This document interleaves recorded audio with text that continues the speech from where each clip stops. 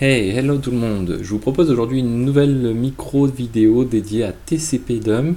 Donc c'est la troisième vidéo de cette série. On verra si on en fera des suivantes. Sachant que mon but c'est pas de pousser les choses de manière très approfondie. On a déjà vu quelque chose intéressant, quelques éléments intéressants. Reste ensuite à mettre en pratique. Là aujourd'hui, c'est un exemple de mise en pratique qui me semble suffisamment large pour couvrir en tout cas les besoins d'un sysadmin. Pas d'un hacker bien sûr, mais d'un sysadmin dans sa pratique du quotidien. Alors aujourd'hui, ce que je vous propose, c'est de réaliser une écoute entre deux machines distantes. Donc pour faire ça, nous on va utiliser Docker. On va mettre en place. Vous avez dans le lien de la description un accès au GitLab du script que je vais utiliser pour mettre en place deux conteneurs Docker. Un conteneur qui est un simple serveur Nginx, comme on l'a déjà utilisé dans les vidéos précédentes, et un deuxième conteneur qui lui va nous permettre de faire des curls vers ce conteneur Nginx. Et nous, notre objectif, c'est d'écouter l'échange entre ces deux machines, donc qui peuvent être considérées comme distantes au sein du même réseau que le nôtre, mais on n'est pas sur l'une de ces machines-là. Nous, on est spectateur, je dirais, au sein du réseau pour écouter le trafic qui passe entre ces deux machines. Alors, qu'est-ce qu'on va utiliser pour écouter ?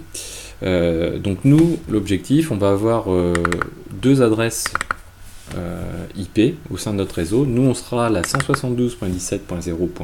Donc on est dans le bridge Docker. C'est un réseau spécifique qui est systématiquement installé par défaut avec Docker. Et dès lors qu'on crée des conteneurs au sein de ce réseau, on va incrémenter l'IP 2, la 3, etc. Donc les conteneurs vont prendre ces IP là. Nous on va vouloir donc écouter entre nos deux conteneurs. Pour cela on va utiliser TCP Dump.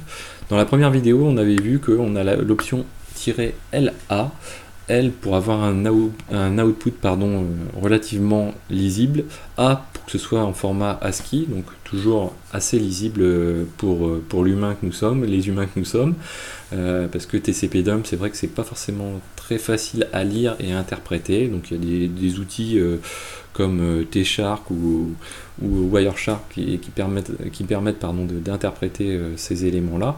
Nous, on va pas rentrer dans le détail aujourd'hui avec ces outils-là, mais en tout cas, voilà. L'option à utiliser, c'est -LA si on veut avoir quelque chose de relativement lisible et si les paquets ne sont pas chiffrés. On va utiliser le -I pour écouter toutes les interfaces. On peut, ou sur le Docker 0, on va voir.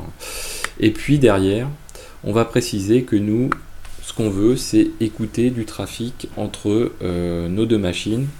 Donc une destination qui sera par exemple la 172.17.0.3 et puis une source qui sera la 172.17.0.2.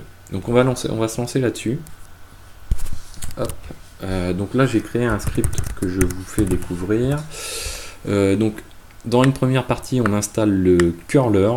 J'ai appelé cette machine comme ça. En gros, c'est celle qui va nous servir à passer des curls. Qu'est-ce qu'on y fait ? On fait un Docker run où on lance une machine avec une image alpine. On l'appelle curly cette machine. Et puis derrière, on fait un Docker exec pour installer tout simplement curl au sein de cette machine. Ensuite, dans une deuxième partie, on va installer notre serveur web avec une machine Nginx et cette machine ce conteneur s'appellera net. Voilà, donc on va faire ça. Donc on lance ce script. Hop, donc là c'est parti. Donc ça va aller assez vite. La installation du paquet curl. Donc ça c'est fait et nos deux machines sont installées. Toujours pour retrouver les adresses IP de nos machines, on fait un docker inspect et puis on va dire par exemple pour la machine qui s'appelle net, donc pour notre Nginx c'est la 172.17.0.3 et puis pour le curly, donc la machine qui va servir à passer des curls, c'est la 172.17.0.2. donc ça correspond tout à fait à ce qu'on a dit. À côté, donc nous on va regarder notre slide. Hop. Nous ce qu'on a dit c'est qu'on veut faire un TCP Dump-LA entre ces deux machines là. Donc on va faire ça. Hop, voilà. Donc, hop, voilà, je fais un sudo quand même. Voilà, donc là les choses, là on est en mode écoute. Donc ce qu'on va faire, donc là on écoute bien tout ce qui est à destination de la 172.0.3 et dont la source est à 172.17.0.2. Donc en fait on est sur notre réseau Docker, donc le 172.17.0.0. On écoute tout ce qui se passe et on filtre. Donc tcpdump va filtrer en disant voilà, je veux que des choses qui partent de 172.0.2 à 0.3. Donc pour tester ça, qu'est-ce qu'on fait? On va faire un docker exec-ti et on va se mettre dans la machine curly. Donc là, avec un shell. Voilà. Donc là c'est parti. Donc on est dans notre machine curly et on va faire un curl de la 172.17.0.3. Là, qu'est-ce qui s'est passé? On a eu donc un retour de notre machine. Alors on va arrêter le tcpdump. Donc là, on a eu un retour de notre machine, donc au niveau du curl qui dit voilà, donc on aurait eu un Firefox, on aurait eu exactement la même chose, qui nous dit voilà, welcome Nginx, donc c'est la page d'accueil de Nginx. Donc ça, c'est arrivé au niveau de la 172.17.0.2. Alors qu'est-ce que le tcpdump a réalisé juste au-dessus? Donc là, on va se remettre en mode voilà, lisible. Voilà. Donc qu'est-ce qui s'est passé au niveau de notre tcpdump? Donc si on se remet au début, donc on a eu des échanges entre les deux machines. Et qu'est-ce qu'on a capturé? On a capturé que ici principalement en lisible, on a un get qui a été lancé sur la 172.17.0.3. Donc pourquoi on n'a que le get et qu'on n'a pas la réponse? Tout simplement parce que ici on a capturé que que le trafic qui n'allait de 172.17.0.2 vers 172.17.0.3. Du coup on n'a pas la réponse de l'autre machine. Donc si on veut la réponse de l'autre machine, on peut faire l'inverse.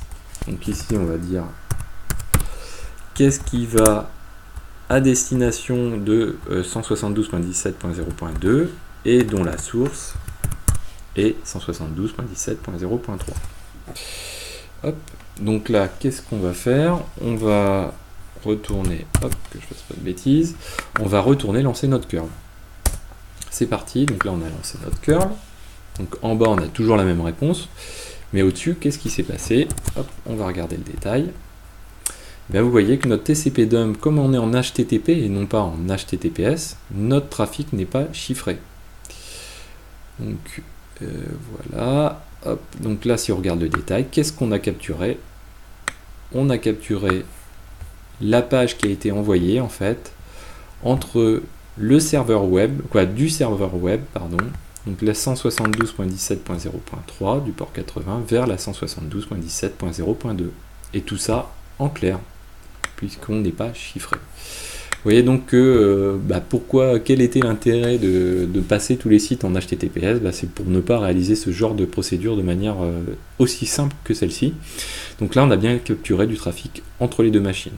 Après si on veut capturer l'ensemble de l'échange, on peut faire bien sûr sans filtrage aussi poussé, c'est qu'on ne va pas préciser ici que c'est une destination et ici que c'est une source. Donc en gros, qu'est-ce qu'on est en train de capturer? On est en train de capturer tout le trafic qui se passe d'un sens comme de l'autre entre la 0.3 et la 0.2.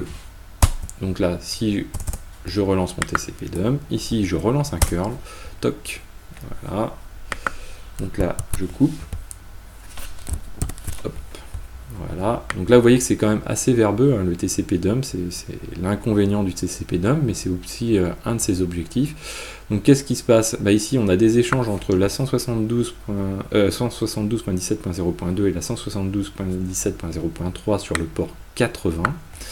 Donc on a plusieurs échanges, dont le contenu, c'est un get. Donc on a une demande qui a été faite entre la 0.2 et la 0.3. Et derrière, qu'est-ce qui se passe? Hop. Ici, On a une réponse donc en 200, ok, donc on n'a pas eu d'erreur hein, entre au niveau du retour de la 172.17.0.3 vers la 172.17.0.2. Et qu'est-ce qu'on a comme retour? On a le retour qu'on avait tout à l'heure. Hop, voilà. Donc on a le contenu de notre page qui est ici. Voilà. Donc j'espère que cette vidéo vous a plu.